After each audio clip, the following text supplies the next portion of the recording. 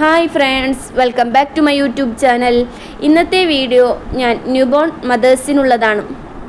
അവരുടെ മാനസിക അവസ്ഥയും അവർ അനുഭവിക്കുന്ന പോസ്റ്റ്മോർട്ടം ഡിപ്രഷനെ പറ്റിയും നമുക്ക് സംസാരിക്കാം. ഈ വീഡിയോ ചെയ്യാൻ കാരണം ഇന്ന് ഞാനും ഒരു ന്യൂബോൺ മദറാണ്.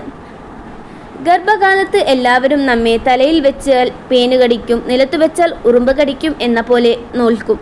ചോദിച്ചതെല്ലാം വാങ്ങിത്തരുകയും പറഞ്ഞ ആഗ്രഹങ്ങളൊക്കെ സാധിച്ചു തരുകയും ചെയ്യും. 10 മാസം മുഴുവൻ നാം അത്രയും സന്തോഷത്തിലായിരിക്കും. പക്ഷെ ആ 10 മാസത്തിൻ്റെ അവസാനം ഒരു കുഞ്ഞ് ജനിക്കുന്നു.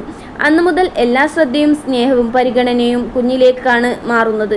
നിങ്ങൾ ഒരിക്കലെങ്കിലും ചിന്തിച്ചിട്ടുണ്ടോ ആ സമയത്ത് അമ്മമാരുടെ മനസ്സിൽ എന്താണ് സംഭവിക്കുന്നത് എന്ന്? കുഞ്ഞ് ഒന്ന് കരഞ്ഞാലോ, എന്തിന് വണ്ണമൊന്ന് കുറഞ്ഞാൽ പോലും കുറ്റം അമ്മമാർക്ക് മാത്രമാണ്. 10 മാസം വരെ നിങ്ങൾ അവരെ പൊന്നുപോലെ നോക്കി. പെട്ടെന്ന് ഒരു ദിവസം ആ സ്നേഹവും കരുതലും എല്ലാം മറ്റൊരാളിലേക്ക് മാറുമ്പോൾ അവർക്കുണ്ടാകുന്ന മാനസിക അവസ്ഥ എത്രത്തോളം ബാധിക്കുമെന്ന് നിങ്ങൾ ആരെങ്കിലും ചിന്തിച്ചിട്ടുണ്ടോ? മിക്കവാറും അങ്ങനെയാണ്. എല്ലാവരും അല്ല ഞാൻ പറഞ്ഞത്. ഭൂരിഭാഗം 99.9% പേരും അങ്ങനെയാണ്. മാതാപിതാക്കൾക്ക് എന്തെങ്കിലും ആഗ്രഹം പറഞ്ഞാൽ ഇപ്പോൾ വേണ്ട, കുട്ടിക്ക് വയ്യാലോ, പിന്നെ പോകാം എന്ന് മറുപടി. പുറത്തു പോയി ഭക്ഷണം കഴിക്കാമോ എന്ന് ചോദിച്ചാലും കുഞ്ഞ് ഉറങ്ങുകയാണ്, കുട്ടിക്ക് വിഷമമാകും, എല്ലാം കുട്ടിയുടെ മറുപടി. അങ്ങനെ അമ്മയുടെ ആഗ്രഹമെല്ലാം അവിടെ തന്നെ നിൽക്കുന്നു. അവർക്കും ഒരു ജീവിതമുണ്ട്, അവർക്കും സ്വപ്നങ്ങളുണ്ട്, അവർക്കും ചില നിമിഷങ്ങൾ സ്വന്തം മനസ്സിനായി വേണം.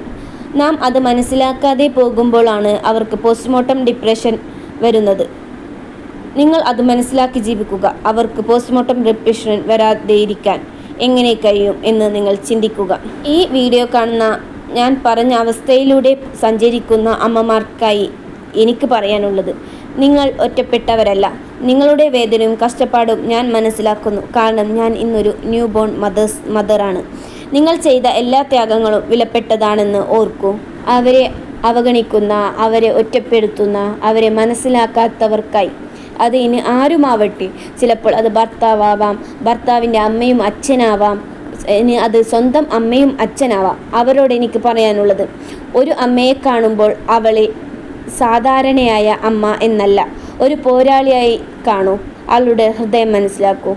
എൻ്റെ ഈ വീഡിയോ കാണുന്ന